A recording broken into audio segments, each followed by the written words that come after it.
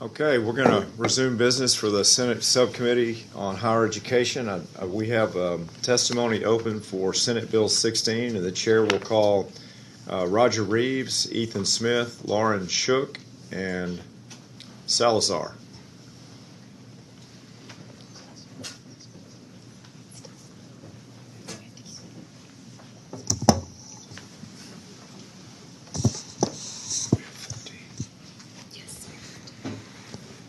How are you? Welcome. Welcome. Thank you. Go ahead. Thank you, Chair Brian Creighton. My name is Dr. Roger Reeves. I'm testifying today as a private citizen, but I am also a professor at the University of Texas at Austin and have taught at public universities up and down this vast land of America for the last 18 years. I'm here to oppose Senate Bill 16 because of its vague language and desire to restrict what can and cannot be taught to college students here in Texas. What I find most dangerous and particularly fascistic is the vague language concerning the compelling of students to adopt a belief that any race, sex, ethnicity, or social, political, or religious belief is inherently superior to any other race, sex, ethnicity, or belief. As a professor that teaches literature, history, and criticism about Black people in America, which is literature and history this sort of bill seeks to ban, I can assure you that compelling students is not what I or other teachers do. What we do is present evidence, for instance, about laws, not ideas or theories, capital LAWS laws. Laws that forbade the teaching of enslaved Black people to read, and the penalty for which teaching Black people to read was a fine or imprisonment. We teach that if one circulated what the state of South Carolina called incendiary literature in 1739, which was literature that called for the abolition of slavery, that penalty for circulating that literature was death. I teach the history of how enslaved Black people eked out lives amid the harrowing conditions of slavery, made art and poetry that addressed their positions as unfree people, made art and poetry that celebrated life that could not be overwhelmed by their bondage. When I look at Senate Bill 16, I think of these slave codes and laws that restricted the teaching of Black folks to read, to write, to find their freedom on their own terms. This is why I urge you today not to travel this well-worn and dangerous road. We do not need laws that restrict what can be taught, what history is deemed acceptable. We need to strike down these walls of Jericho. I urge you to let this bill die here on the floor that is already full of blood. Thank you. Appreciate your testimony. Go ahead. Good afternoon. I'm actually testifying in favor of this bill. I didn't even realize this was about critical race theory. I just read the text of the bill. That an institution of higher education must be committed to creating an environment of intellectual... Sir, if you could Yes. mention your name. Ethan Smith, private citizen. And you're testifying for the measure. I'm for the measure. Okay. The idea that intellectual diversity, so diversity has never been found that we have a state's compelling interest in diversity just for diversity's sake. It's been in specific instances. So like the military, for instance, we want a diverse military because it's for our national security to have people that speak Arabic, people that speak Chinese, etc. All different kinds of people in our military, we want them. In higher education, the purpose of diversity, the phrase is to obtain the benefits of diversity in a higher education setting. What is the benefits of diversity? And it really comes down to the First Amendment. It's really people interacting with each other.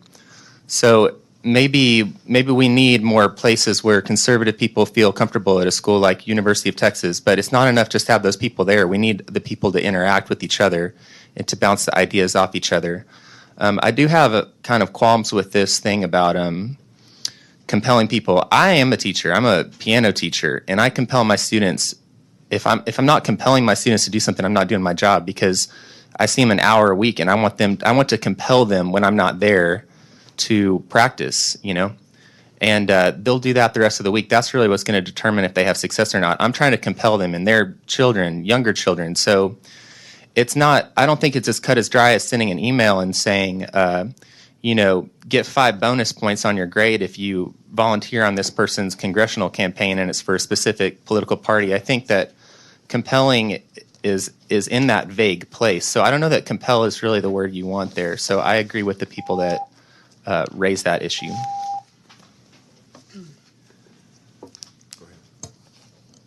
Okay. My name is Lauren Shook. I'm a PhD student in Education, Leadership, and Policy at the University of Texas. Prior to that, I worked in rural Upward Bound programs, which are college access programs, and I care deeply about higher education in the state. I am opposing Senate Bill 16 due to what I believe is the actual intent of the bill, as well as the policy consequences of the bill. So the text of the bill sounds very inclusive. It paints a picture of freedom of thought, respect for diversity. But Dan Patrick's website, and as we've discussed here, notes that this is an anti-CRT bill, an anti-critical race bill, and it's using some of the same language we saw last session. So for anyone in the room who is not aware, the anti-CRT movement originated by a New York conservative operative named Christopher Rufo. It's part of a national conservative agenda. Rufo and others like him have explicitly admitted that this movement is not about critical race theory. Critical race theory is a socio-legal theory which few people ever actually are exposed to unless they study aspects of policy or law. In fact, when I took a course on CRT at Stanford's law school during my master's program, it was taught by a professor who had to be flown across the country because no faculty member at Stanford taught CRT. What anti-CRT bills are actually about is creating a chilling effect on discussions of inequity. These bills create an atmosphere of fear and uncertainty for instructors so that they do not discuss how systems and policies create the social and political realities that we live in. And Dan Patrick has said in his inaugural address that banning CRT will also keep out faculty members who say things he doesn't like. I want to make it clear that critical race theory does not ask students to believe that any race, gender, or belief is inherently better or worse than another. I know that as a student of policy, and I really believe the originators of the anti-CRT movement know that too. The anti-CRT and anti-DEI bills that we are seeing are disingenuous, they're misleading, they're intentionally creating a moral panic. Additionally, implying that faculty are compelling or forcing students to adopt a set of beliefs shows a deeply flawed understanding of how theory is used in an academic context.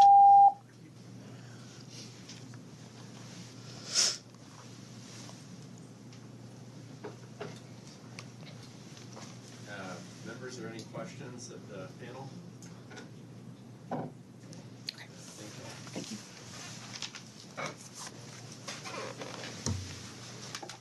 The chair calls Neeb's Islam.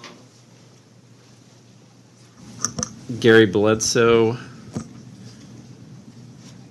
Anaya Ponce, Angela Valenzuela, Dr. Angela Valenzuela.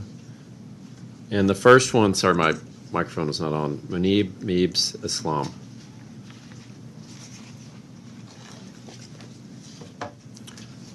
Okay, and we'll call a couple more, and if all the seats are full, if you could just fill in right behind. Maria Unda and Becky Villarreal.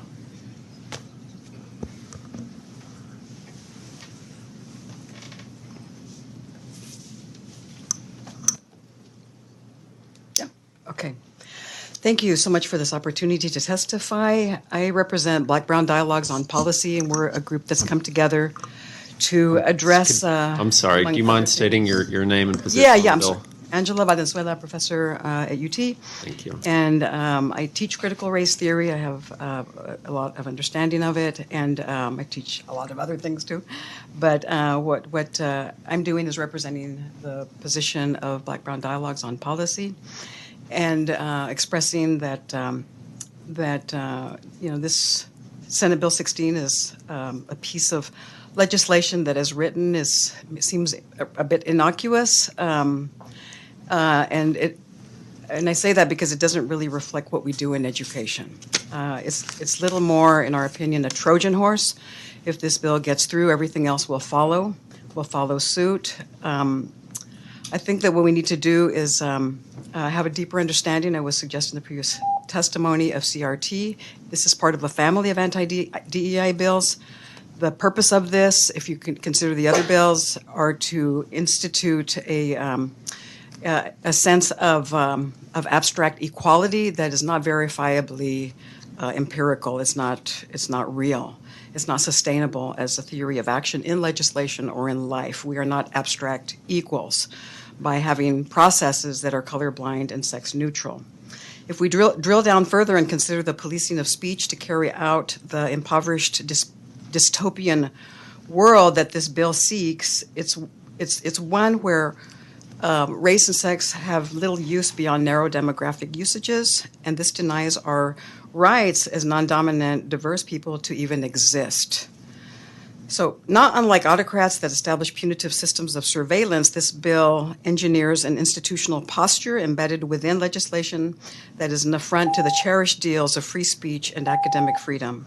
It would require a sniffing out of DEI violators that smacks of McCarthyism. Thank you, ma'am. If you could wrap up quickly here. We've got a lot of witnesses, I think, today. Okay, thank you.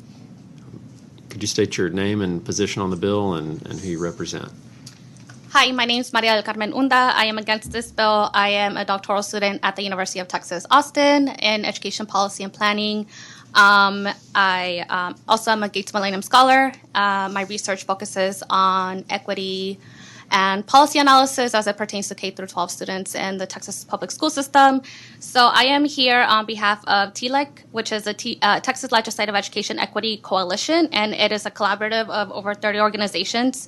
And we oppose Senate Bill 16 because it restricts intellectual freedom in higher education institutions across Texas. It is too vague. As a policy implementation scholar, it's the phrase may compel or attempt to compel is defined and very unclear.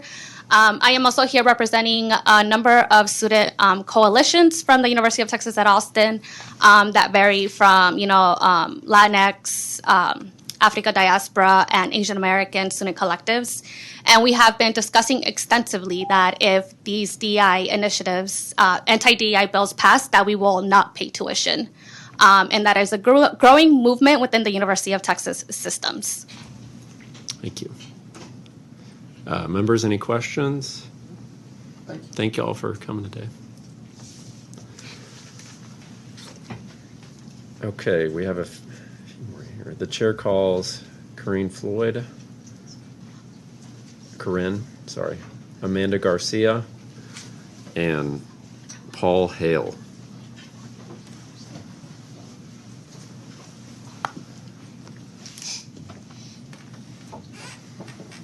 And Corinne, if we could start with you, and if you could state your name, who you represent, your position on the bill. My name is Corinne Floyd. I'm a student at UT Austin. I'm also the president-elect of the Senate of College Councils. I'm here in opposition of SB 16. So today I wanted to talk specifically about the program that I represent as an honors student researcher in human development. The passage of this bill would immediately cause issues for research in my program. The nature of research isn't to compel, but it is certainly to argue based on the population studied. We have some of the foremost researchers in human development here at our university, including Dr. Stephen Russell. A significant amount, actually the entirety of his work, focuses on queer adolescence and queer human development, When it comes to compulsion, this is language that's intentionally vague and can be leveraged against our research, which would immediately degrade the quality of these programs. Human development specifically offers 5 different tracks, and each of these, we've been looking to diversify the population studied because that's what affects the quality of our research. Whenever we have diverse populations that we recruit from and actually study, that lends even more gravity to our research and effectively makes us have even greater authority on the things that we're studying. I wanted to also talk about the quality of education at UT Austin, because that is the university I represent. We have one of the only universities in the South with some of the ethnic studies programs that would immediately be impacted by the passage of this bill. When we are told that we can't discuss things like gender, race, sexuality, we're already one of the only R1 research institutions without a department for women's and gender studies. If this bill were to pass, we would continue to lose programs of that nature, which put us on par with things like the Ivy Leagues and Rice University. Thank you. Paul, if you could state your name, position on the My bill, name and is who you Paul represent. Hale. I'm from Queen City, Texas, and I'm representing myself. I don't have any of those fancy credentials. I'm just one of the guys that paid for all of it. I was a taxpayer and a business owner for a little over 33 years. My wife and I saved for 18 years and made a college fund for my son. And when it was there available, my son at 18 years old seen all this stuff for what it's worth. He said, I don't want to go to any of those colleges that have these policies of hatred. I said, well, I'm not sure it's policy. He said, well, look at it. And so we continued to try to talk him into it. I said, well, there's going to be diversity and that adversity. But he refused it. He's seen it for exactly what it was, and I did too. And so that remains a question. Why would somebody save 18 years to send their kid to a university where the administrations cannot tell the difference between a male and a female and hate everybody that even pretends to, and hates people for the color of their skin? And we are seeing our universities being turned into hate centers and cults. And if students don't think exactly a certain way, they're ridiculed and persecuted. We're seeing it all over the state of Texas. I never thought I would see it when I started saving that money years ago, but I don't have much. I guess I'm done early. I want to thank the committee for letting me testify. Members, are there any questions for the panel? Thank you, sir. Thank y'all for coming today. I'll call Amanda Garcia again. Amanda Garcia. Okay. Doesn't seem like she's here. Is there anyone else who would like to testify on, for, or against the committee substitute for Senate Bill 16 today? Sorry, I was a little bit late. You already called my name. Can I still testify? Could you Your name, please. state your name? Yes, I am. Okay. And who you represent and your position on the myself. bill. Thank you. Howdy, y'all. My name is Munib Aslam. I'm a student at the LBJ School of Public Affairs. Policy wonk a little bit here myself. Testifying against Senate Bill 18, Senate Bill 16, my bad. The vague language is on this bill is intentional in my opinion. It is, there is no root, it is not rooted in policy or any priority for that fact. It says that institutions of higher academic education may not compel a student to be held to a certain belief, and that just does not happen in our current institutions currently. And I believe that this is a high priority bill because it's a high priority number, Senate Bill 16. We could be talking about how Texas has the second highest GDP, yet we are in the bottom half in the states in child well-being and education and in learning outcomes and so on and so forth. So this should not be a legislative priority. This is laughable. This is not sound policy. Shut up a minute if you want. If you got a life. Okay. Thank you for your time. Members, are there any questions? Thank you for coming today. Thank you. Okay, is there anyone else that would like to testify on, for, or against the committee substitute for Senate Bill 16? Okay. Seeing none, public testimony is closed on the committee substitute for Senate Bill 16. The committee substitute for Senate Bill 16 will be left pending, and I thank the author, Senator Hughes. And at this time, the committee will stand at ease pending Senator Creighton's layout of the next bill, which is Senate Bill 2539. So that's the next bill on the agenda, Senate Bill 2539.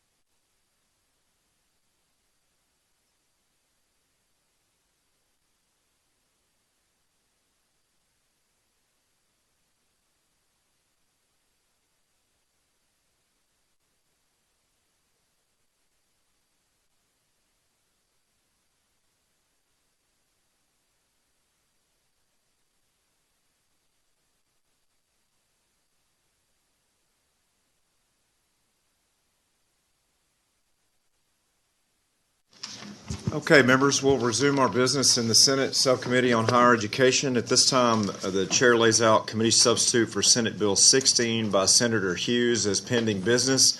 Senator Middleton moves that Senate Bill 16 be reported to the full committee with a recommendation that it do not pass, but the committee substitute adopted in lieu thereof do pass and be printed. The clerk will call the roll. Senator Creighton. Aye. Senator Middleton. Aye. Senator King.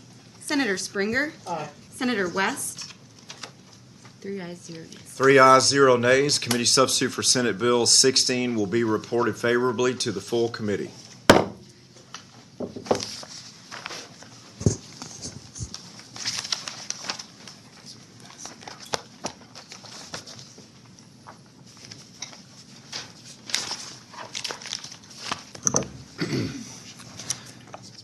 The chair lays out Senate Bill 2539 by Senator Creighton.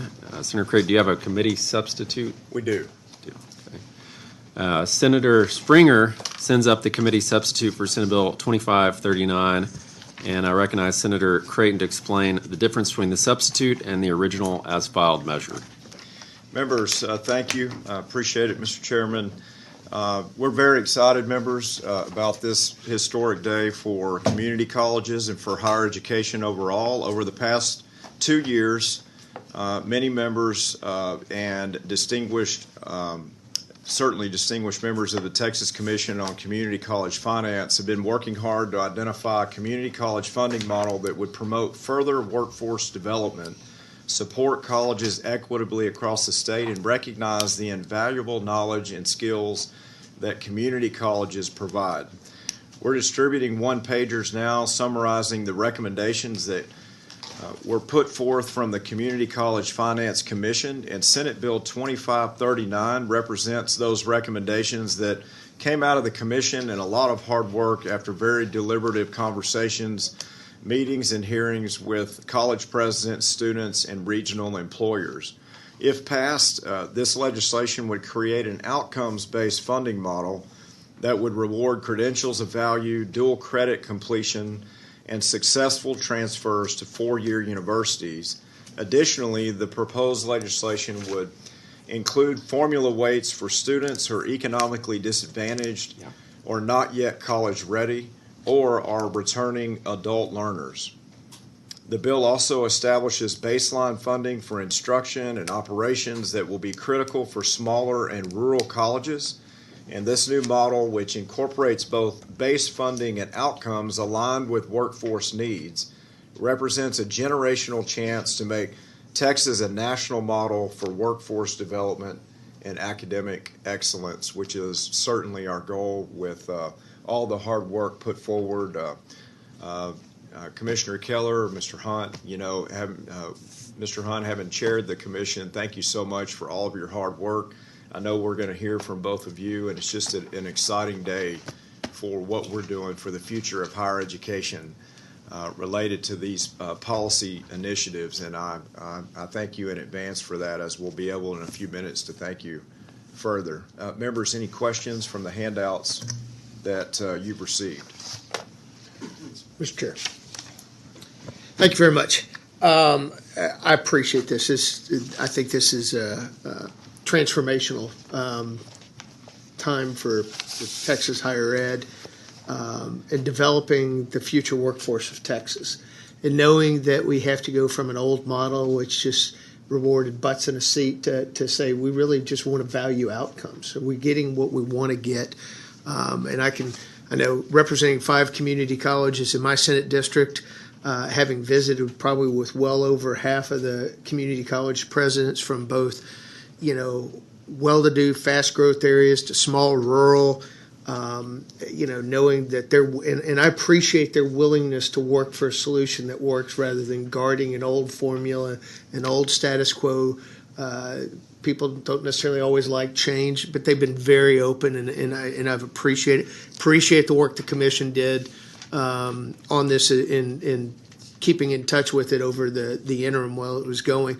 And you talk about the grant programs for high demand fields, and I can't help but think about Grayson County and Grayson College and For those who don't know, the largest economic development deal ever in the state of Texas is Texas Instruments putting a $30 billion investment in that community to build chips for our national and state security, knowing that we're building them right here at home. And right next door, a $6 billion facility to build a wafer.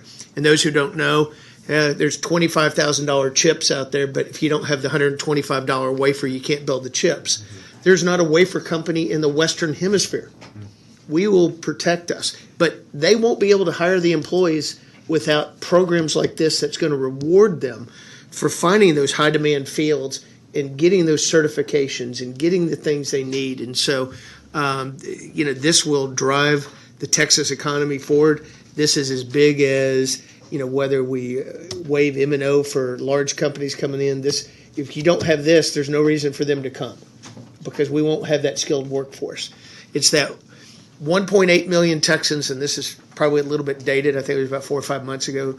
We had 1.8 million jobs open in the state of Texas that needed more than a high school degree, but less than a bachelor's degree. Those jobs pay $20 to $100 an hour.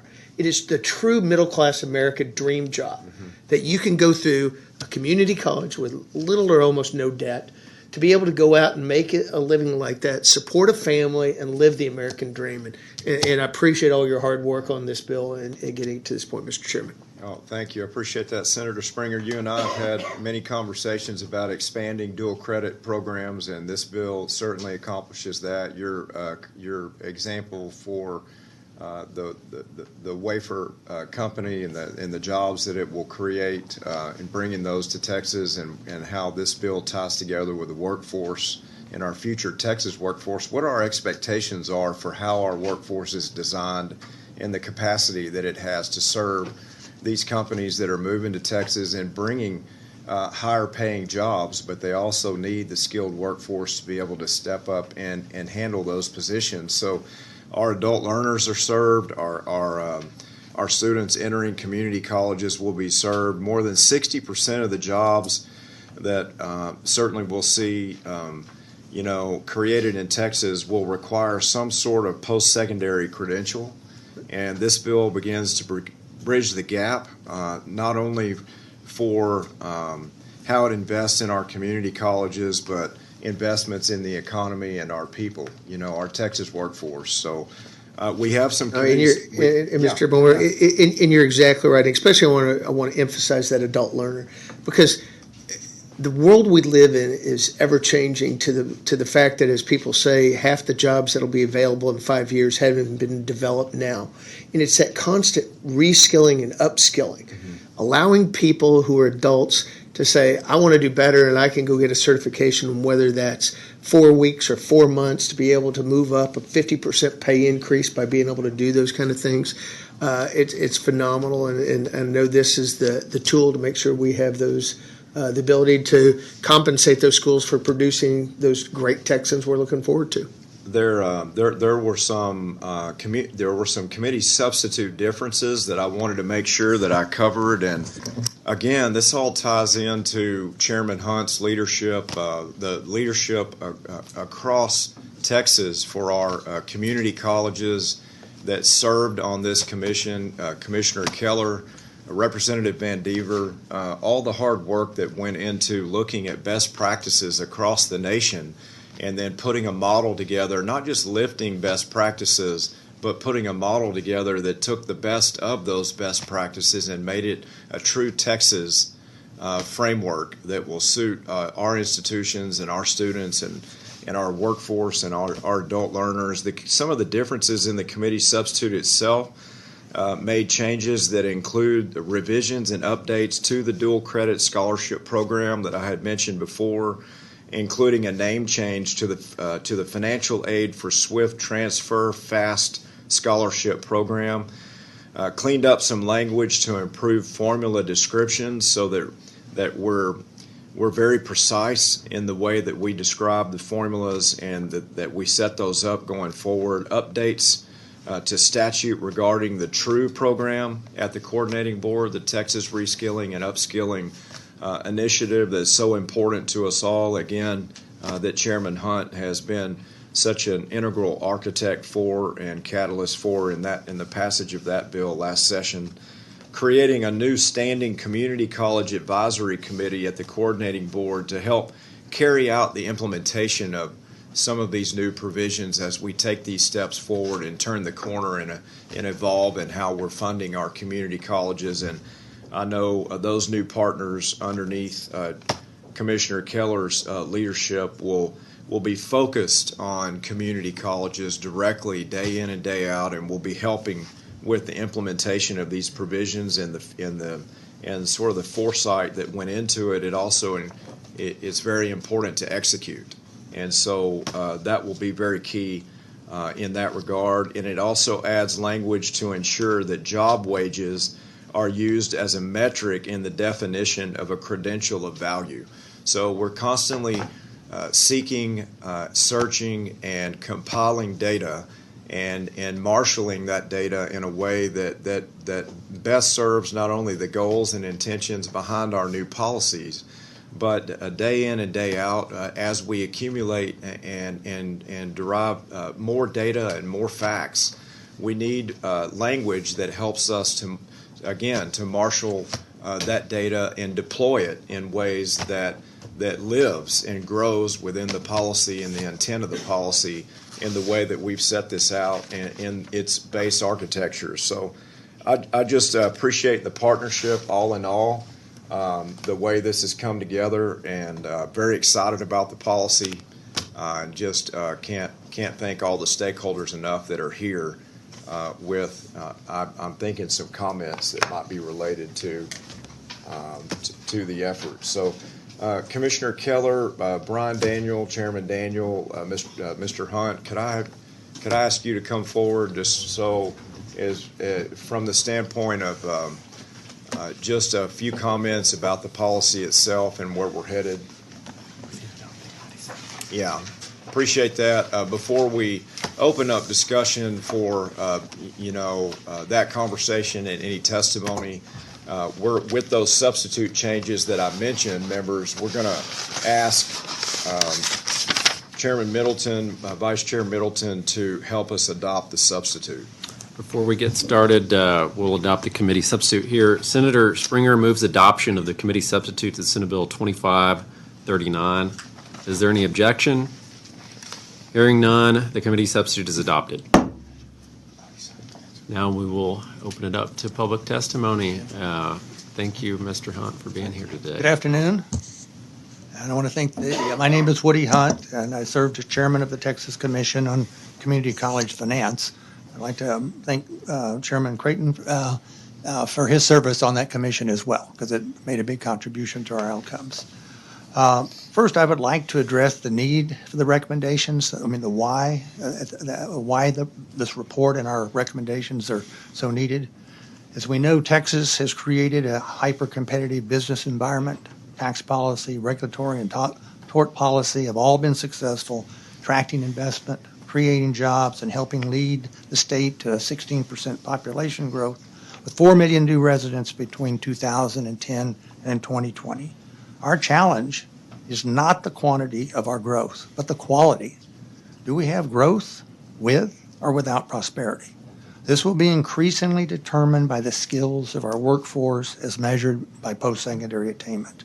The job market is requiring post-secondary attainment for self-sufficient jobs where the job holder is able to support themselves as well as their family without public assistance. Where's the state of Texas in terms of post-secondary attainment of our 25 to 64-year-old workforce? If we go back to 1980 as a baseline, Texas was in the mid part of the second quartile, 3% above the average of all states. We had a competitive workforce in terms of post-secondary attainment. Fast forward to 2020, we had declined in terms of post-secondary attainment of our workforce to the top end of the bottom quartile, or number 39 among the states. Our current projections that go out to 2031 have Texas somewhere between 46 and 48 among the 50 states, 10% below the average in terms of post-secondary attainment of our 25 to 64-year-old workforce. So we have been and we are losing ground against other states and against other countries. If you want to look at it in terms of new jobs, our projections for the decade of 2021 to 2031 are for 1.85 million net new jobs. But that projection is 530,000 of those job holders would not have a high school diploma. 370,000 will have a high school diploma. But taken together, almost half of the 1.85 million new jobs projected will not require a post-secondary credential. Texas is very successful in creating new jobs. This raises the question, are those jobs creating a self-sufficient workforce where the job holder can support themselves and their family, once again, without public assistance? These projections were why we felt the change in policy had to be transformational. We are not fated to be 46th to 48th in post-secondary attainment of our workforce in 2031, if we act now. Adopting the recommendations in our report will change our trajectory so we can be a more competitive state. Our highest priority must be to develop a competitive workforce for the future by creating more high-performing employees for the workforce and greater opportunities for Texans. Achieving this goal will address the concerns highlighted in my remarks today and secure our quality of life into the future for our children and grandchildren. I want to thank you for your time today and turn it over to Commissioner. Thank you, Chairman Hunt. Thank you. All right. Thank you very much, Mr. Chairman. Brian. Senators. Thank My name is Brian Day. I'm Chairman of the Texas Workforce Commission. I'm here to testify on the bill. Let me just start by presenting a snapshot of where we are kind of right now with the workforce economy in Texas. We've set 16 consecutive all-time records for the number of payroll jobs for each month from October 21 through January 2023. Today we have about 13.7 million Texans working in payroll jobs. We added about 600,000 new jobs to the economy just last year. Our labor force participation rate is above the national rate, and it's been at or above Texas's pre-pandemic rate for about a year now. The total number of Texans in the labor force is the highest it's ever been since we started keeping records on this. Our unemployment rate is right below 4%. That's about 575,000 Texans. In the year 2022, we saw less than 750,000 unemployment claims total filed at TWC. We've seen growth across these filled payroll jobs. We also continue to see growth in net job postings, even with all the new job creation. In fact, we're seeing between about 500 and 600,000 job opportunities in the state right now. When we look at that list of vacancies, when we look at the vacant jobs, you're going to see a list that looks a lot like it has for the last 7 to 10 years. Healthcare jobs, specifically nursing jobs, will top that list.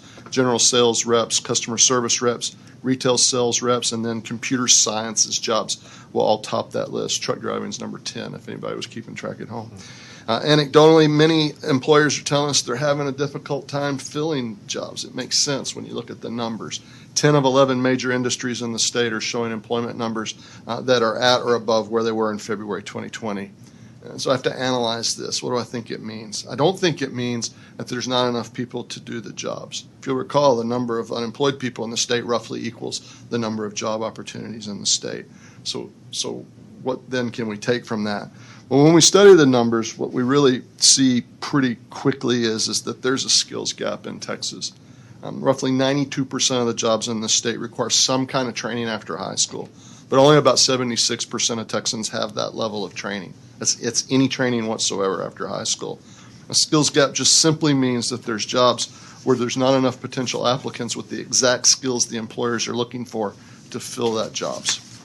If we look at the jobs in the workforce right now, 16% of the Texas workforce is likely experiencing a skills gap. That's more than 2 million working people in the state. A skills gap, it doesn't indicate a deficiency in performance by schools, the workforce, or state government.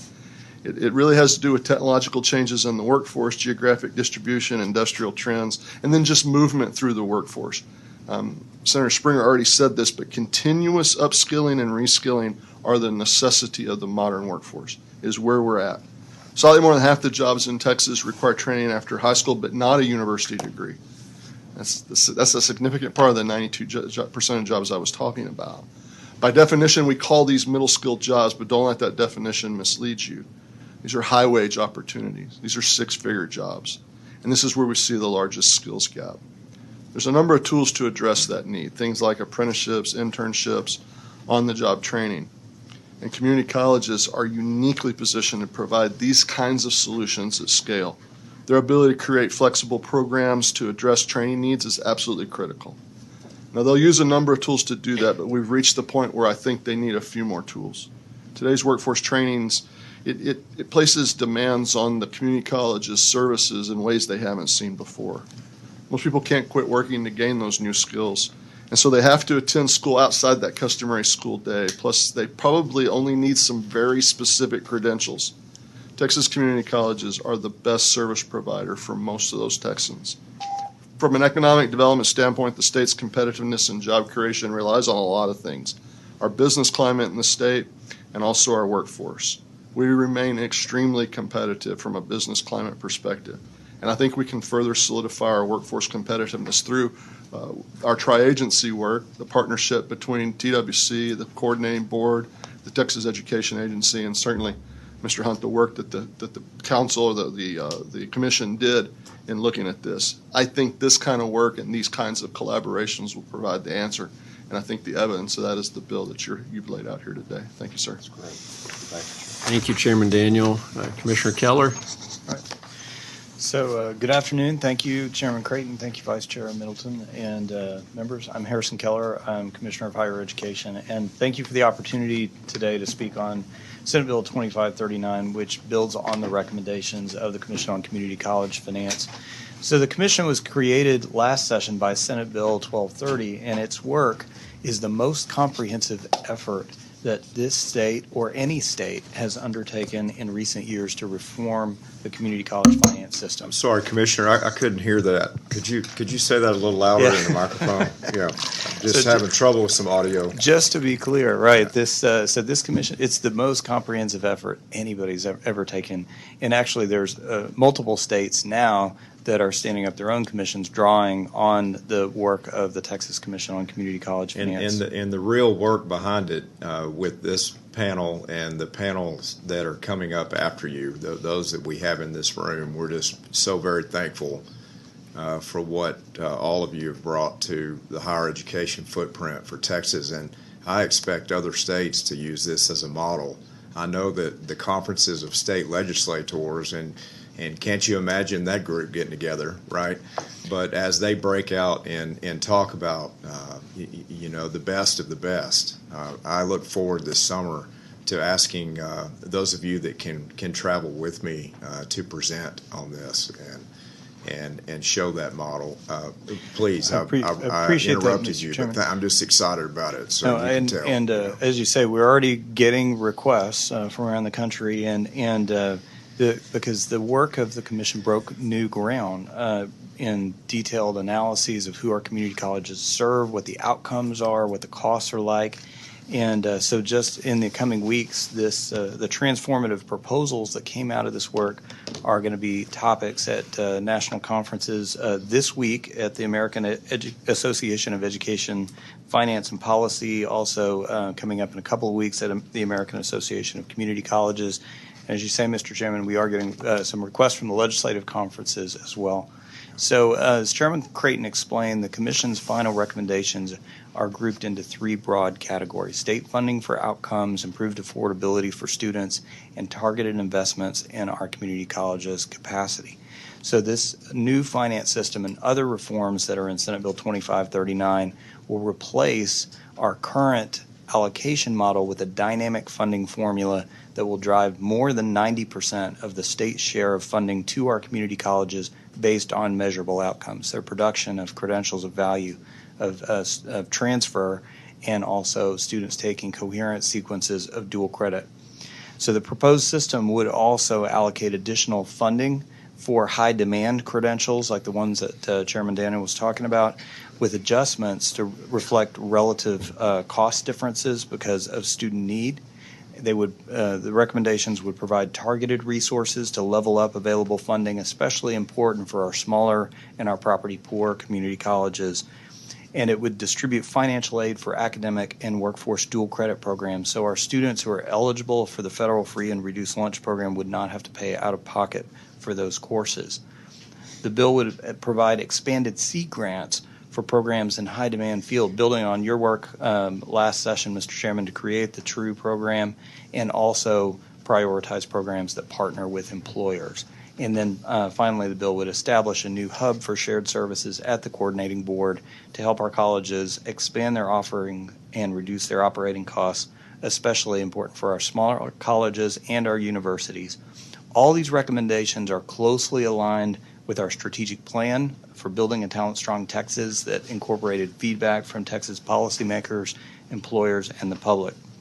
So, Mr. Chairman, Senate Bill 2539, it reflects the hard work of the Commission, our coordinating board team, our regional chambers, employer associations across the state, as well as, and I think it's important to emphasize, strong partnerships, collaboration, and support from all 50 of our Texas community colleges. So thank you again for the opportunity to be here today to speak on this historic legislation. I'm grateful for the work that resulted in this bill and look forward to answering your questions. Good. Thank you, Commissioner. Senator Middleton. Thank you, Commissioner. Chairman Hunt, thank you for decades of work and fighting for the next generation, not just K-12, but higher ed as well, and really providing more tools for them to go out and succeed and start a business and have a high-paying, not just job, but career for their family at, we hope, lower cost and to greater success. And I think that's what this bill does, is it provides more opportunities in the community colleges, first word there, at a lower cost to the student, with the flexibility that they need, if they have children or caretaker for a family member or whatever, where they just can't, they can't make it to traditional four-year college that's, in Austin or College Station or wherever. Could you maybe speak a little more on your work of 60 by 30 and why this is so important to make for Texas economy and to make us more competitive as compared to other states and making sure we're not importing workforce and how that's going to impact our future success as a state? Yeah, well, both at 60 by 30, and this is really kind of a follow-on with that, and building Talent Strong Texas is really 60 by 30 with a better name, let's put it that way, better communications. So it really was focused on these long-term trends in our workforce as far as their education levels, how we competed against other states on education levels and other countries, with the presumption that that level of competitiveness would ultimately determine our income levels, because there's a very high correlation, around 85%, between post-secondary completion, your education levels, and your income levels at any size of population. But the bigger the population group, even a closer correlation there. So the Texas challenge is really one of demographics, and it's every race and ethnicity in the state is better educated today than they were yesterday, and they'll be better educated tomorrow than they are today. But and against other states, we're competitive across every race and ethnicity as far as our education levels.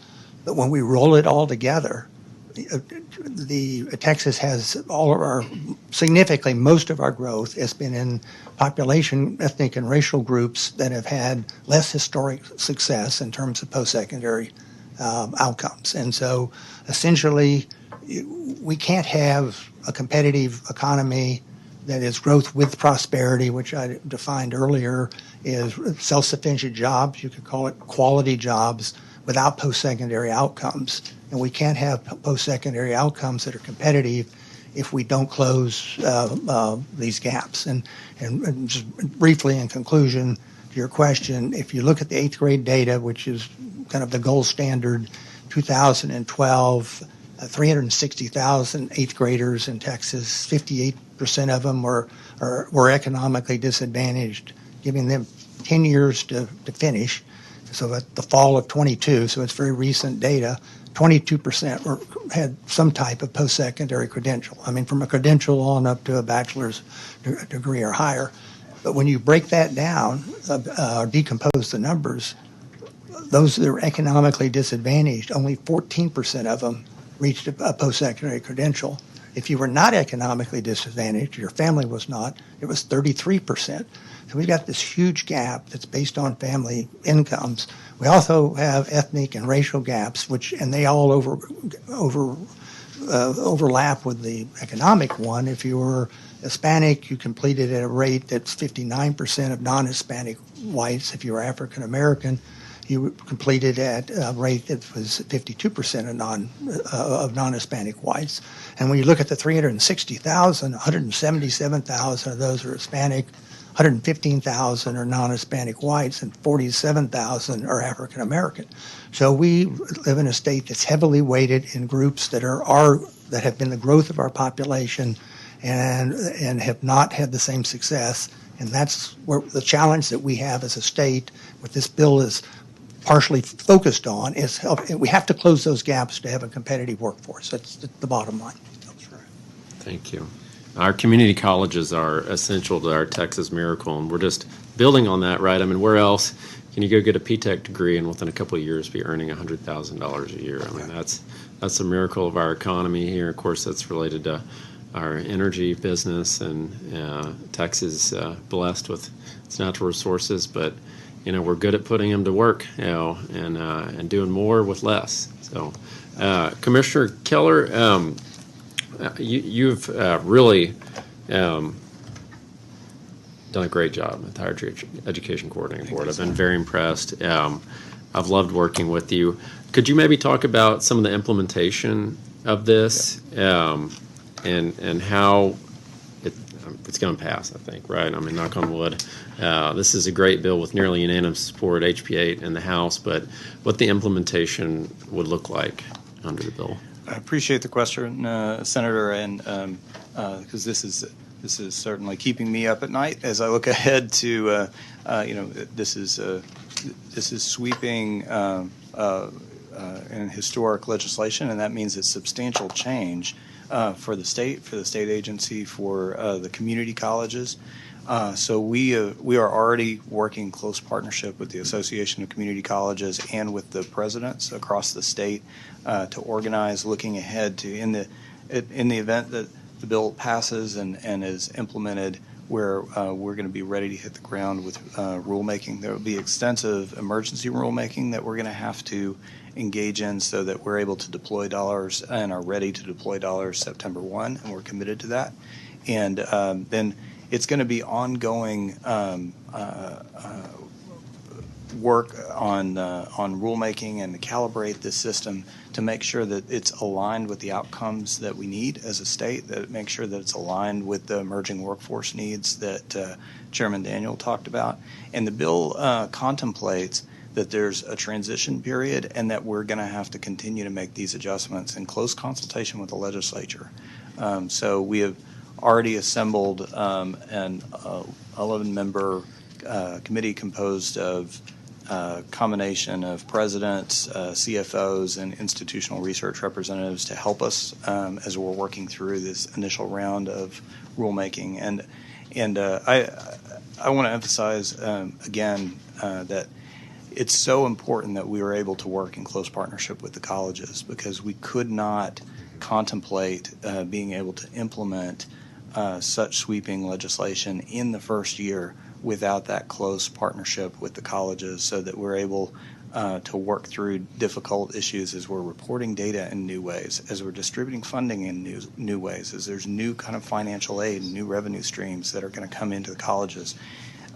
This is transformative and essentially disruptive also to the business model of the colleges, because it aligns the incentives for the colleges much more closely with our workforce needs. Outcomes based, that's right. Members, any other questions? Yeah, I did have a couple more. Thank you, Mr. Chairman. Commissioner, just for credentials of value, how is that definition evolving at the coordinating board, and what's different about it today than even just a few years ago, and where we're headed under this new bill?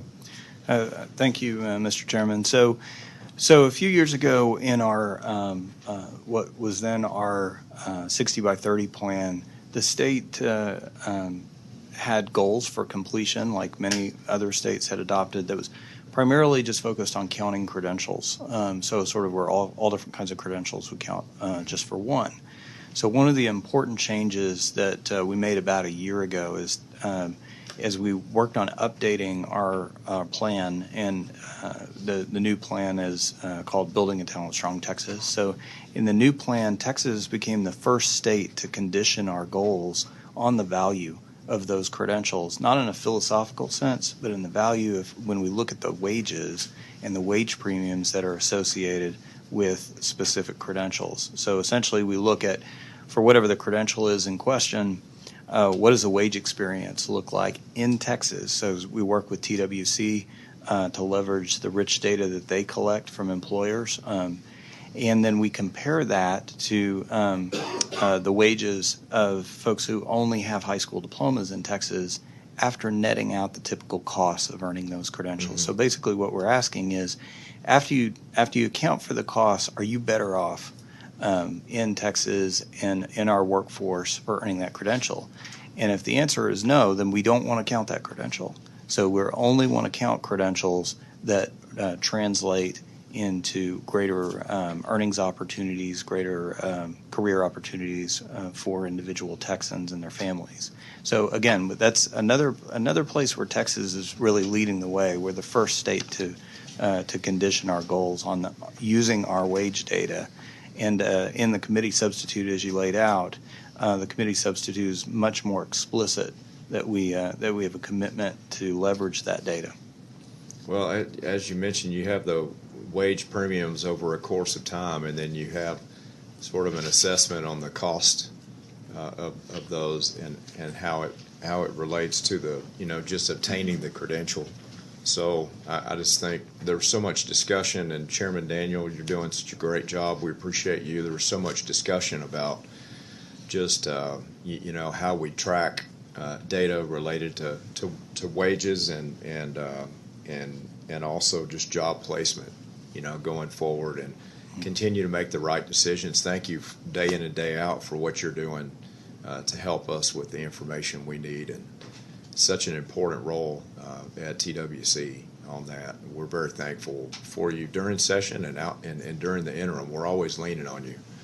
So, Commissioner, thanks for the feedback and the input, and just I've got a couple of comments for our friends coming up as members of the Texas Association of Community Colleges and their leadership on the commission. But thank each of you for what it's taken to get to this point, years and years. Chairman Hunt, just dedication and commitment, and again, I think Texas should always lead among the states. This will be an example of legislation out of the 8,000 great ideas that are offered this session that I believe, with already 23 co-authors in the Senate, that will travel and just make a huge impact on the lives of so many Texans in a generational way. So thank you. Thank you to each of you. Thank you. Okay, on the next panel, Chair calls William Serrata, Stephen Head, and Brenda Case.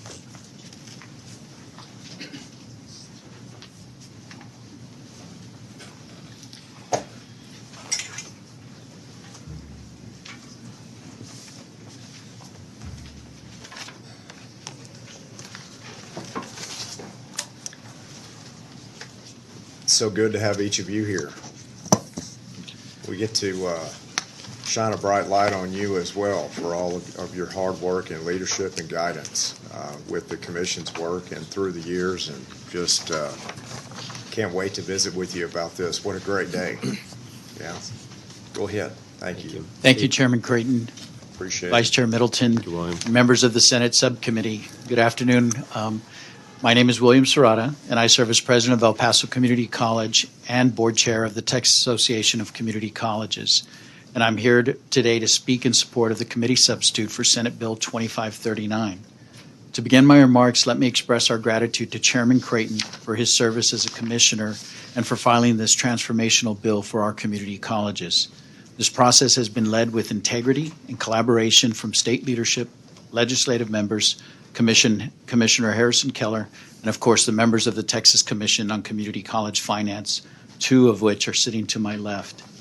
As chair of the TAC board, I experienced firsthand how not only my voice, but the voices of community college leaders, including our trustees and regents across our state, were heard in the development of the final recommendations and in the committee substitute before you today.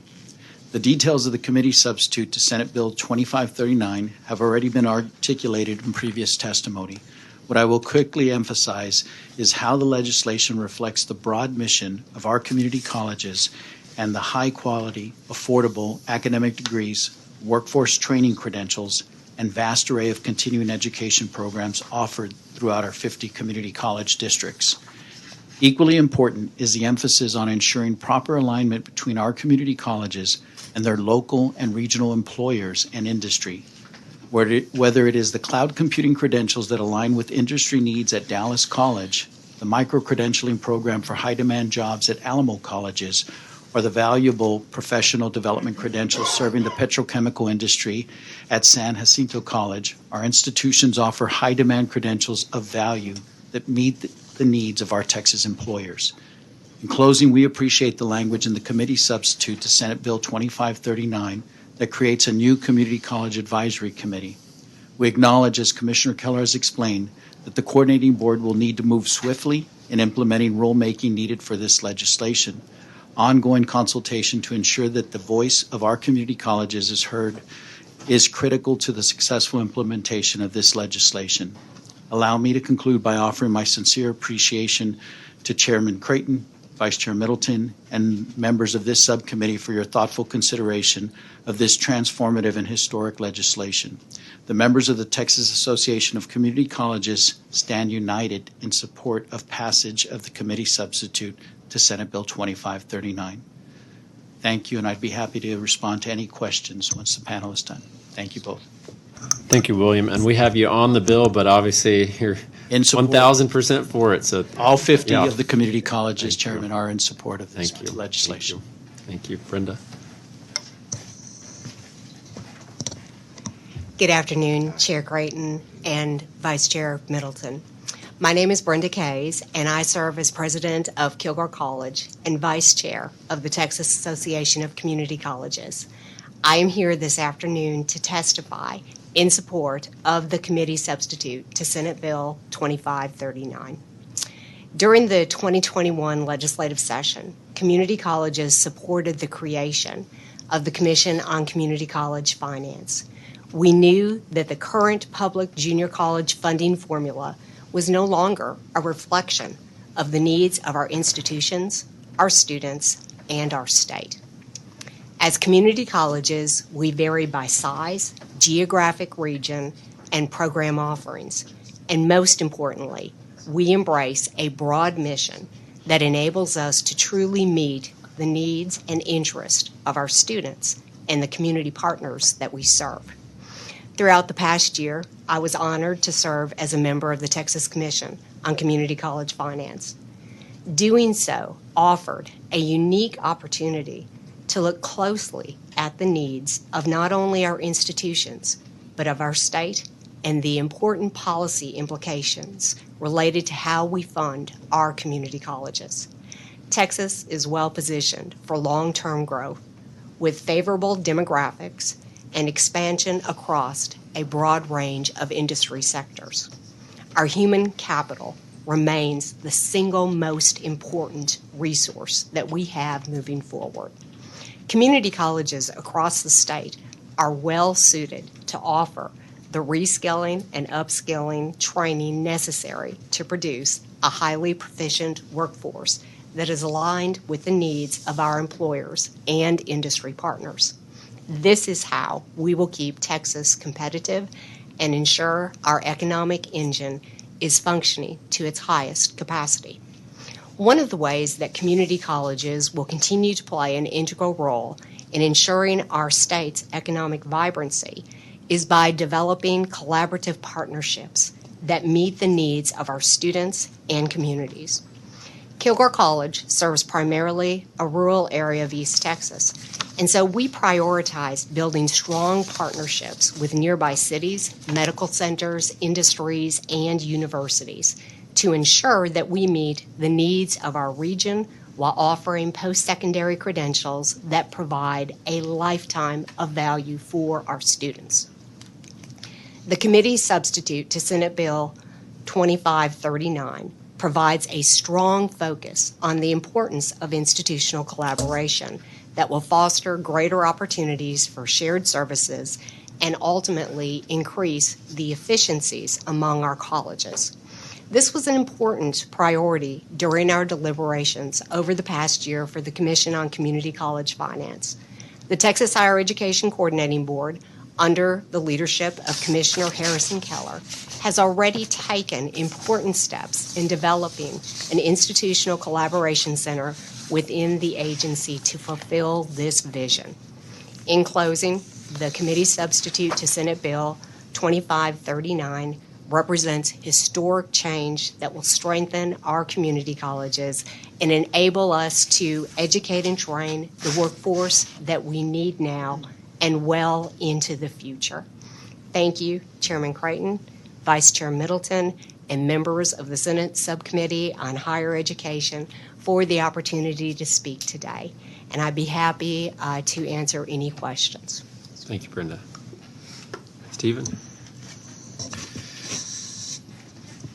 Good afternoon, and I'm Steve Head. I'm the Chancellor of Lone Star College, and I want to thank the opportunity to speak in support of the bill and the substitute, both as a member of the commission and really as the chancellor. And I've been the chancellor at Lone Star. I've been at Lone Star for 39 years and the chancellor since 2014. So I have just a little bit, I want to put some of this in context because I don't think some people don't quite think about where we are with all this. And we are talking about workforce and the change, and I do think a transformational. I think Texas is going to be a leader, and we already were, by the way, but we're really going to be a recognized leader. I'd be glad to go on some of those trips with you, by the way. I think that I was wondering if you've had some time coming up. I do. Yeah, I do. I am retiring in August, by the way. But busier than ever. So a couple of things. As we started this, just for context, out of 50, there's 50 community college systems in the state. 22 of them had enrollments of less than 5,000. 22 had less than 5. Another 15 had less than 10. And so when we took a look at the census, and we did all this as part of the commission, and this is what made the work fascinating to me and putting it in a broader context. So what's happening in the state right now with the census is that there's the population is moving from a line. If you drew a line from Houston to San Antonio, up to Austin to Dallas, to Plano, then down 45 down to Houston again, that's where the population is. And so this has major implications for, I think, community colleges and really the state of Texas as we're taking a look at we want a strong educational system. We want everybody in the state of Texas to have an opportunity to have an education. That's workforce or academic education, either one. So, I mean, the implications for this are it impacts communities. When you've got people moving out of the rural areas, 143 of the counties out of 254 lost population, and many of them lost assessed value. So if we don't do something here and make some changes in the finance system, and I want to be clear about this, Lone Star has benefited from the old system. We benefited, any large college benefited. I'll talk about that in a minute, but the reality was if you grew, you received more money. And I think under this current system, I think it's a lot fairer. I'd been talking to Senator Creighton and some others about this for years, that I didn't think that system was sustainable over the long term. It just wasn't. And I live here too. I want my grandkids live here. I intend for my great-grandkids to live in Texas. I'm very proud to live here. So I think we need a system that would help the entire state. So, what was happening is you've got a system right now of basically the have and the have-nots in the state. And that's some of the larger colleges, and since Senator West is not here, I can either pick on Dallas or Lone Star. We have the ability, new programs, new workforce programs. I'll zero in on workforce. The really good workforce programs, modern workforce programs, are around $500,000 a piece to start. And we can, Lone Star, the big colleges can create 2 of those or 3 of those every year if we choose to. And so, and if you've got the population moving in there, and then you've got the money to do that, I'll look at technology. We'd spend $40 million a year on technology. That's larger than many of the smaller colleges we have. So you've got these disparities that just do not bode well if we don't make some changes in the system the way we have it, and making sure that people that live out in West Texas or East Texas or South Texas or whoever have the same kind of opportunity everybody else does. And I didn't think at all that I don't think this is detrimental to Lone Star at all. I think over the long term, this would strengthen our entire system. And so I do thank Chairman Hunt and Commissioner Keller without their leadership on this. And we did a lot of things. One thing I wanted to mention to you I thought was really important. The commission, we did a lot of surveys with presidents and trustees and community members about what was important. And I think this is really important that we had a united effort over this. I mean, things like, I just have a list here of the things that they did listening tours. I was part of that. It was workforce education, training programs, resources, financial aid, expanding student services, and retaining faculty and staff. I mean, this isn't that complicated of what we're trying to do. The complication is going to be the implementation of it, which, as I've told Dr. Keller, that's his problem. And so we're going to help him with that. But I want to finish with, I also think that not only do I think it's going to position us in leadership, we talked to 12 or 15 other states about what they were doing. And some of the states that you think are leaders, I will tell you that their leaders called me back and said, when you guys do this, we'd like to know what you're doing because our system is not working the way it looks like it does on paper. So I thought, well, that's neat. So they're waiting to see what we're doing here. And I do think also it positions the coordinating board. I thought for some time the coordinating board need to be more in a leadership role. As I told Dr. Keller Harrison, that I would like for the coordinating board to take more of a leadership role, but don't tell us what to do. And he said, well, how does that work? I said, I don't know, but I'll tell you when you cross that line, I'll let you know where you've gone over that. So, but I do think that coordinating board, I think that's important in the state of Texas that we have that leadership. And I think with the way the coordinating board is operating right now under his leadership and with the legislature, I think we've got a terrific opportunity to just really excel, and it's something we'll all be proud of. So, but thank you for the opportunity to speak to you today. So. Thank you, Chancellor. I got to point out that there are over 50 government entities that have endorsed this bill and this plan. So, think about how hard that is to get that many trustees and that much input to all agree this is a great plan and a great bill, which is a testament to the work that you've done and everyone here today has done and Chairman Creighton has done to But thank you all for your support. Happen. It really has helped to have. It is so nice to live in the state of Texas. I'm telling you, it's when we travel to different places, and I go to Washington quite a bit. It's really nice to come to Texas and see you all actually talking to each other. So, from a legislative standpoint, yes, I've heard the same. How other legislatures don't work collaboratively. But the best, Chairman, the best thing about my experience on the Community College Finance Commission was, and I hope you all noticed it among Senator Taylor and myself and Representative Van Dever and Longoria, that the deference and the respect that we showed to you leading the outcomes. I mean, this model is going to be what it is because it's community college driven, and it's designed by you as leaders in knowing your expertise. And it was just a great experience for us. We've talked about it together among the legislators. As you mentioned, we do actually collaborate, work together, and if we have a hard day, we get over it. And that's not the case sometimes under the dome in other states. So tax input, and we've got our distinguished guest Ray Martinez back here, and just with tax leadership, we just are so appreciative of the work among the members and keeping the members together and united, as it's tough for senators to stay united towards a certain goal. Look, we always have the best idea in the room. Ask any one of us, right?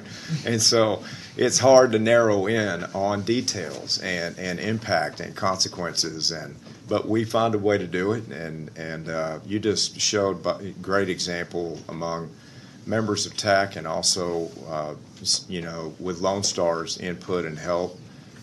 Steve, what'd you say, Chancellor, how long have you been with Lone Star? And was it called Lone Star 39 years ago? It was called Montgomery College, wasn't it?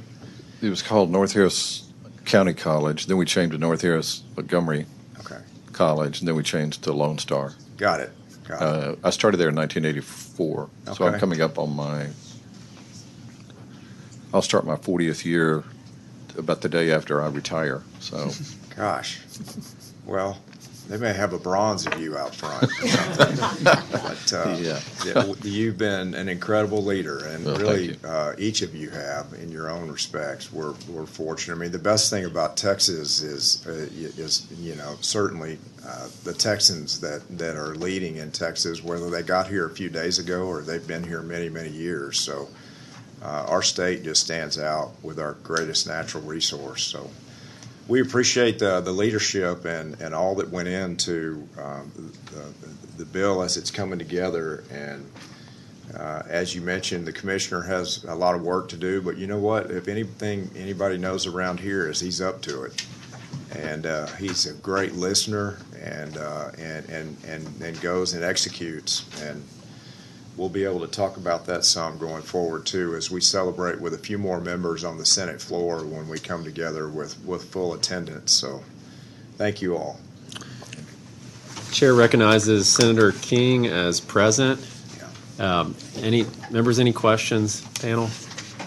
Yeah, appreciate Thank y'all each for of you. joining us. Thank you so much. Thank you. Chairman, Vice Chairman. And Mr. Chairman, I want to apologize for having to leave in a minute. We're doing all the electricity stuff over in B&C today. This is very, very important for me to be here, and I apologize. I won't be here very long. But You've been well represented, but I certainly would ask the clerk to recognize you as present, and if you have to step back in for consideration in B&C, I won't be far behind you. okay, thank you. I'll be over there in just a few minutes. Thank you. I should ask my vice chair to do that. Yeah. Okay, the chair calls Mike Baroni, Jared Toussaint, Megan Morrow. And one more. Becky Callahan. The chair calls Becky Callahan.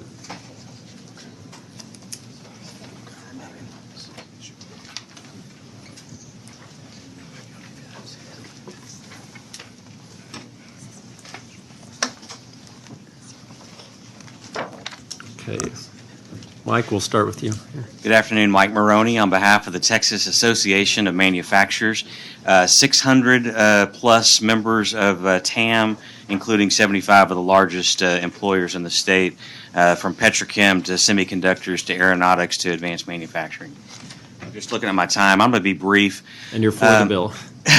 I want to say thank you to Chairman Creighton. Thanks for all your work on both the commission and here in the committee. Thanks to Commissioner Keller and all the staff at the coordinating board. I'll just say that, we've had 16 consecutive months of record employment in this state. We've got an unemployment rate of under 4%. And yet, employers like my members cannot find enough skilled, talented employees to do the work that they have. We have at least 1 million open jobs in the state of Texas right now. 60,000 of those are in manufacturing. So the skills gap is real, it's widening, and Texas students and employers deserve a better education to workforce system, and we deserve a better return on investment. This bill is a great first step in the right direction towards that. And I believe we'll probably, and through implementation, be working on this bill for years to come, sessions to come. Mr. Chairman, you mentioned job placement. This is the metric that I would like for us to get to. Credentials of value, dual credit, transfer are all very important outputs, but the outcome is the job. That's right. I'll stand for questions. That's right. Let's go through each of the panelists. It'd be great. Sorry, Mr. Chairman. Yeah, we've been trying to do that, so if we hear duplicative statements, we'll reserve our questions. Thank you, Mr. Chairman. And if you could state your name, who you represent, your position on the bill.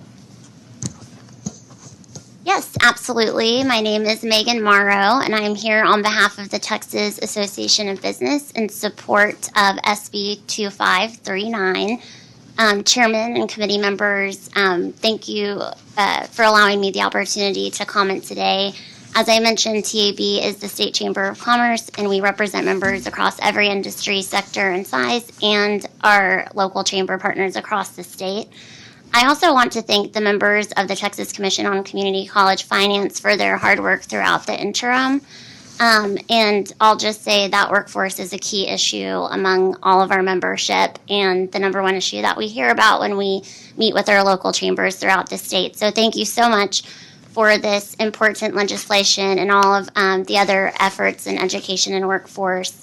And I'll close out my comments and be very brief, but say that SB 2539 has the full support and enthusiasm from the business community, and we look forward to recognizing the positive impact this bill will have on the workforce of Texas. Thank you. Thank you, Jared. Good afternoon, Chairman Creighton, Vice Chair Middleton, members of the Senate Committee. My name is Jared Toussaint, Senior Vice President of Education and Workforce at the Dallas Regional Chamber, testifying for SB 2539. The Dallas Regional Chamber applauds this generational reform and investment. We particularly applaud the bipartisan nature of the recommendations and legislation. This issue is one that is critical to the business community in Dallas. Our region represents the #1 region for job growth nationally. Our region includes over 138,000 community college students.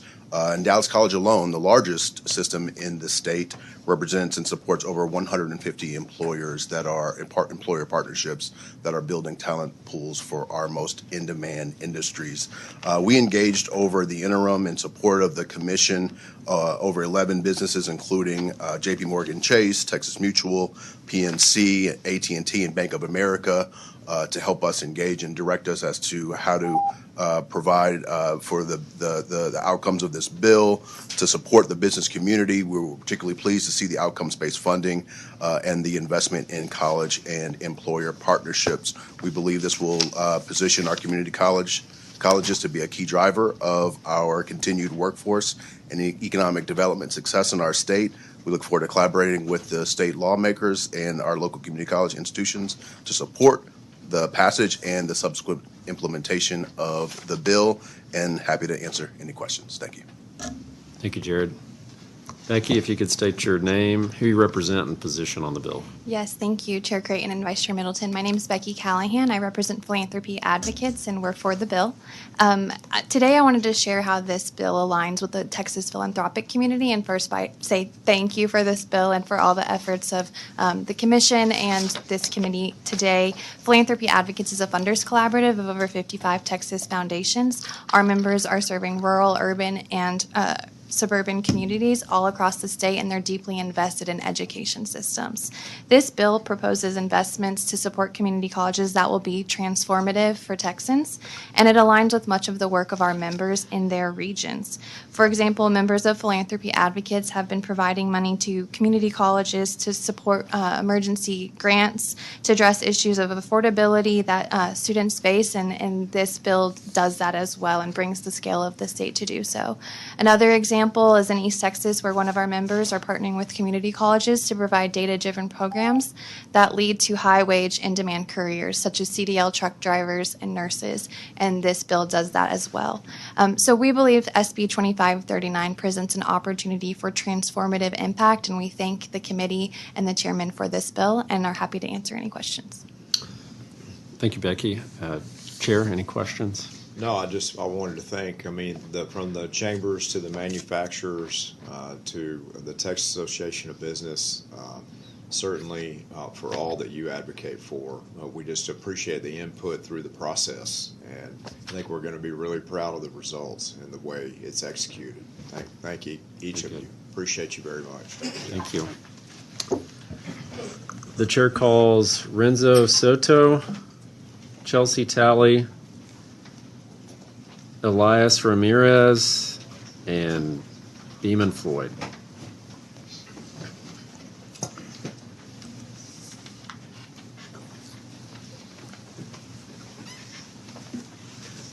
And we'll start with you, Renzo. If you could state your name, who you represent, and your position on the bill. Renzo Soto, Policy Advisor at Texas 2036 for the bill. Chairman, thank you for the opportunity today. We are excited to lend our support for SB 2539 because of its potential to drastically improve the alignment of our colleges with the state's workforce needs.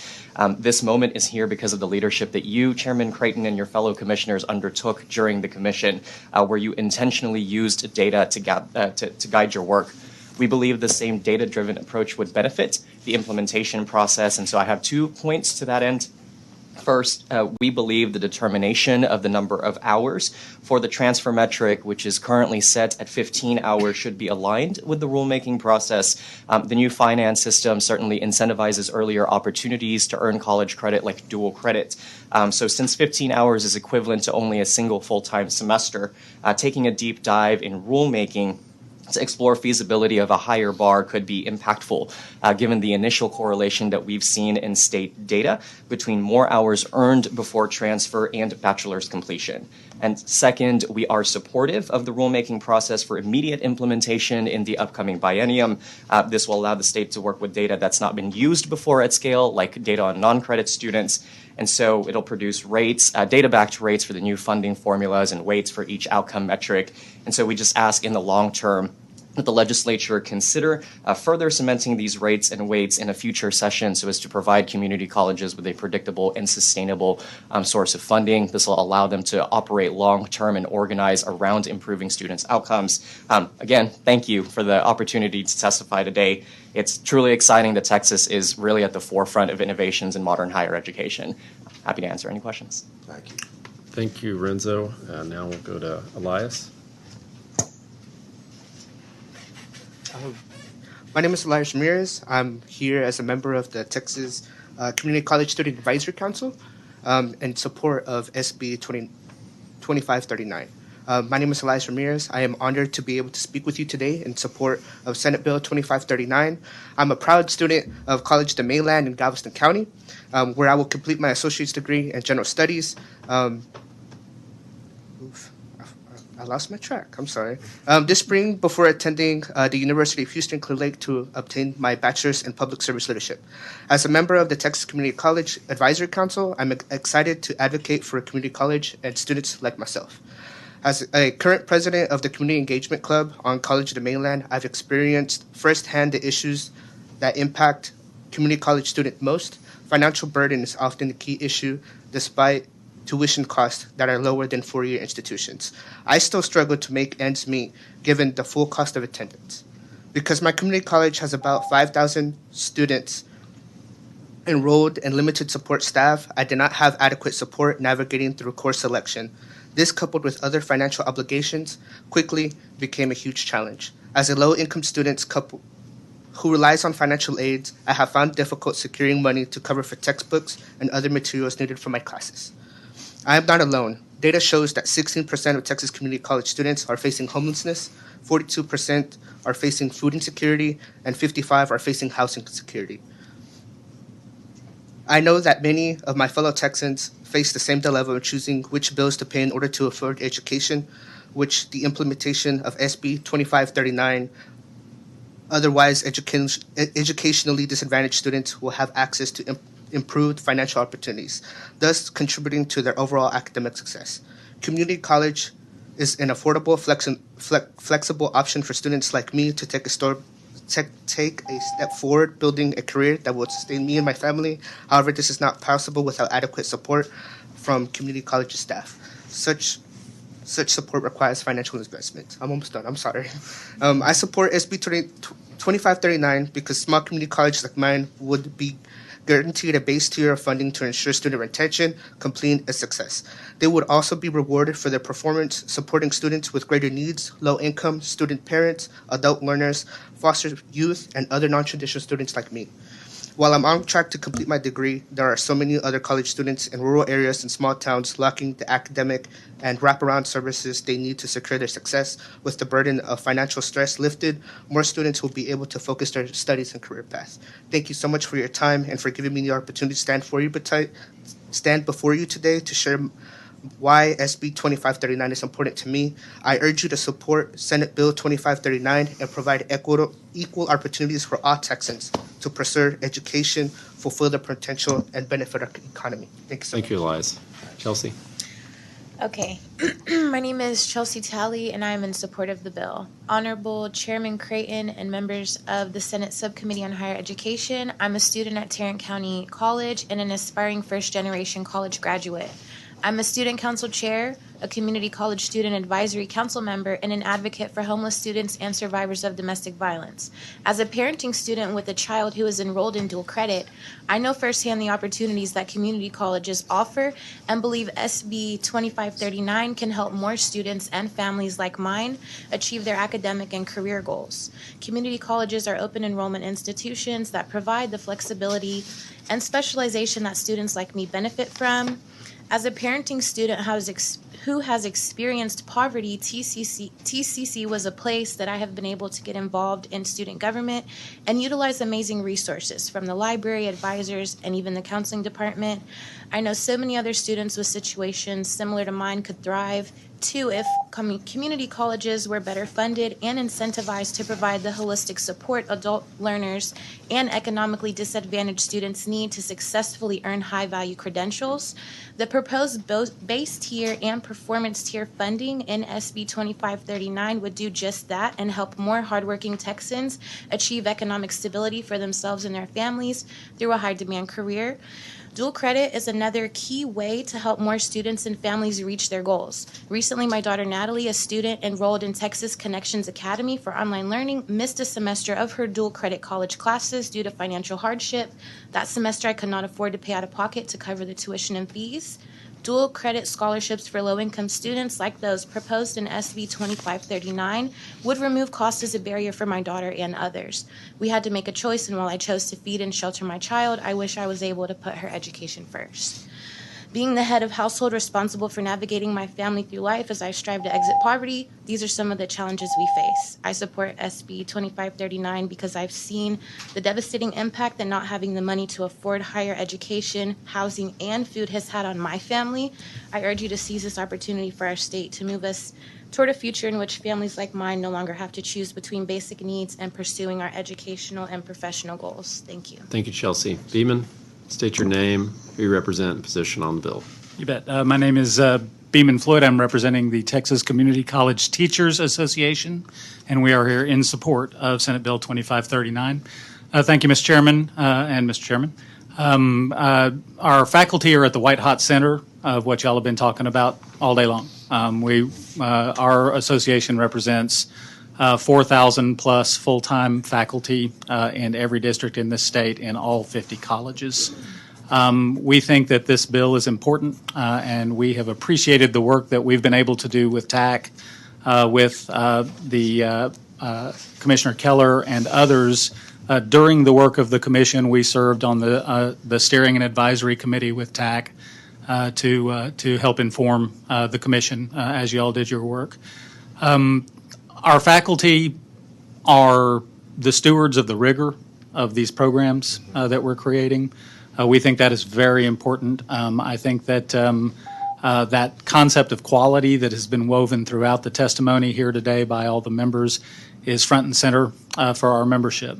We look forward to working with the Higher Ed Coordinating Board and the others in the implementation of this to make sure that our faculty are bringing you all the realistic look at what's going on inside the classroom and making sure that the professional ethics of our faculty and the rigor that they want to bring to their students to push everybody forward and up conforms with the fortunes of the institution.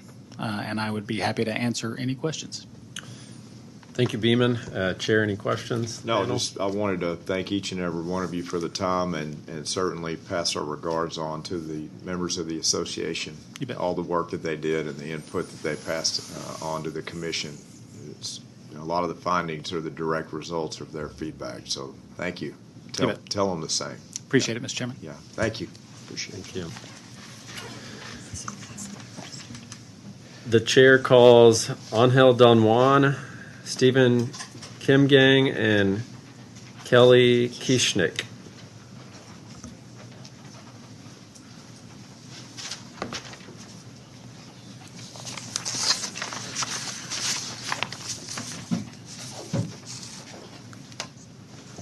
And Angel, we'll start with you. If you could state your name, who you represent, and your position on the bill. Good afternoon. My name is Angel Garcia Don Juan. I'm representing the Student Advisory Council, and I'm for the bill. Good afternoon, Chairman. My name is Angel Garcia Don Juan, and I'm an alumnus of Dallas College, currently attending the University of North Texas and studying to become an urban planner. As a member of the Texas Community College Student Advisory Council, I contributed to the Commission on Community College Finances work throughout last year, researching and informing policy solutions to ensure students across the state get the support they need to succeed and enter the workforce. I'm here to testify in support of SB 2539 because I have personally experienced how life-altering access to dual credit can be. I was fortunate to go to high school in Dallas ISD, where students can enroll in these courses tuition-free at Dallas College. Thanks to that access, I was not only ahead in terms of credits, but just as importantly, I feel confident about making the transition to college following graduation. The 21 credit hours I earned allowed me the flexibility to do an internship in high school, which helped me gain valuable skills and learn what career direction I wanted to pursue. As proposed by SB 2539, my community college would be awarded reliable performance funding for my success as a first-generation student from a low-income background. Unfortunately, dual credit opportunities like those I had are neither accessible nor affordable to all high school students in Texas, simply because of their zip code. The cost of dual credit tuition and fees can range as high as $4,100, presenting real barriers for students who are economically disadvantaged. The ACE scholarship proposed by SB 2539 would remove this financial barrier without requiring a complex, burdensome application process. Importantly, it would also ensure the cost of dual credit tuition and fees remain affordable for all students. As my own story demonstrates, dual credit participation has shown to increase post-secondary retention, success, and completion. If our state is serious about meeting our post-secondary attainment goals for a talent-strong Texas, now is the time to ensure this game-changing opportunity is available and affordable to all students, regardless of income. Thank you for your time and for the opportunity to stand before you today, and I urge you to vote for SB 2539 to expand access to dual credit and transform the lives and livelihoods of generations of Texans to come. Thank you very much. Thank you, Angel. Steve?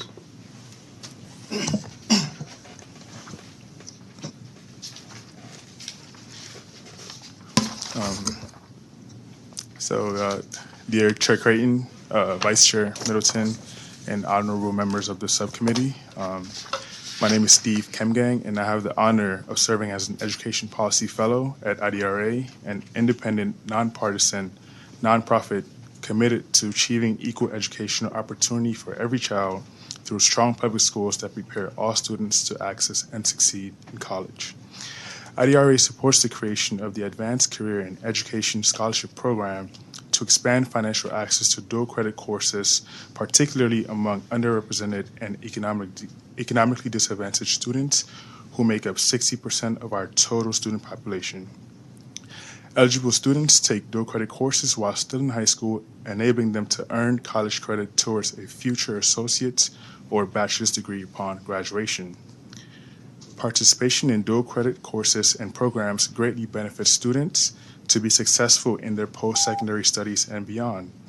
Research shows that Texas students who take dual credit courses have a higher likelihood of remaining on track to complete college degrees and overall experience better college outcomes regardless of their backgrounds. Furthermore, a notable dual credit study by the University of Texas System found that students who took college-level courses in high school are more likely to be retained and graduate from a UT System school and have higher GPAs throughout college than non-credit-bearing students at time of admission.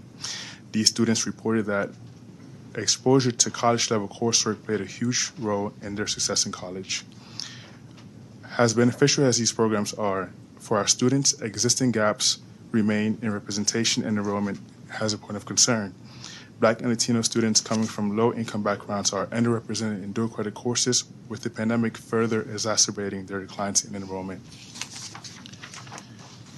Some financial hurdles may prevent scholarship-eligible students from enrolling. Thus, IDRA recommends that SB 2539's ACE scholarship program additionally covers any tuition, any fees beyond tuition, increasing funding and initiatives to expand dual credit enrollment for educationally disadvantaged students is more crucial than ever.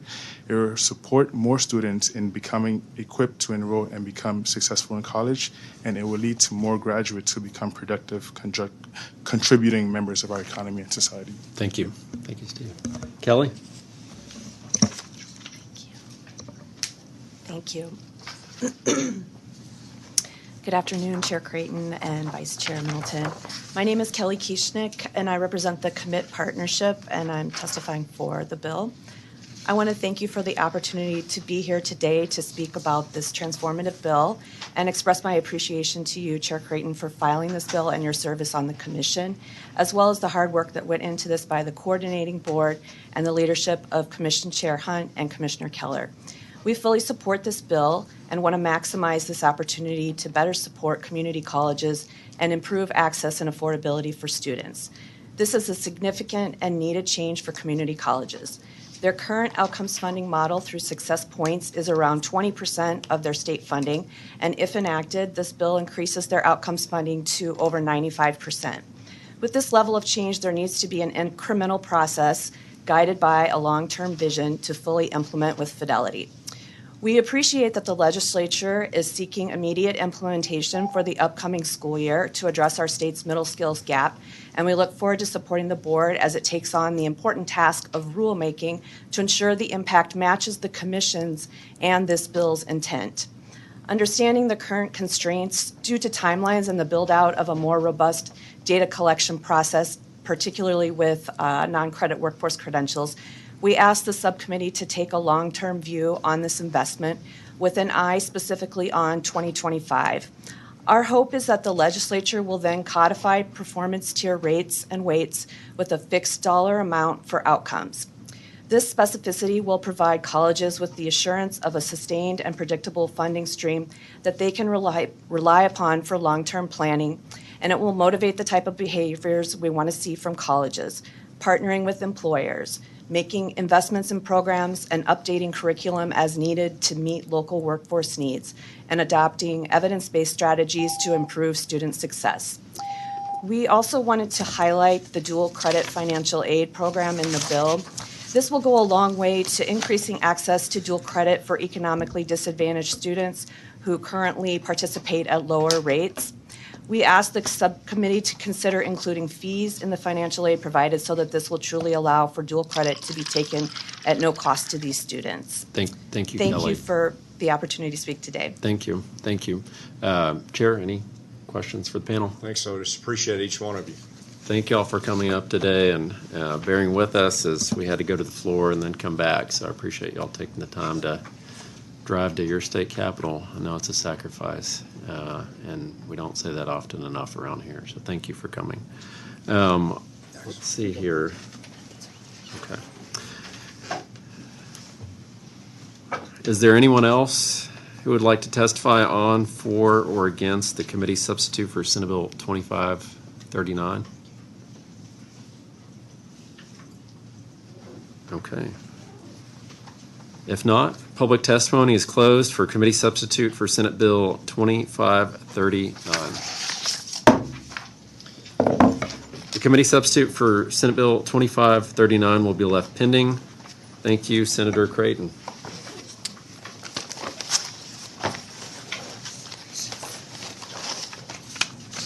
Thank you, Senator Middleton, for driving. Thanks for everyone for their patience today. And the Senate Subcommittee on Higher Education will stand in recess subject to the call of the chair.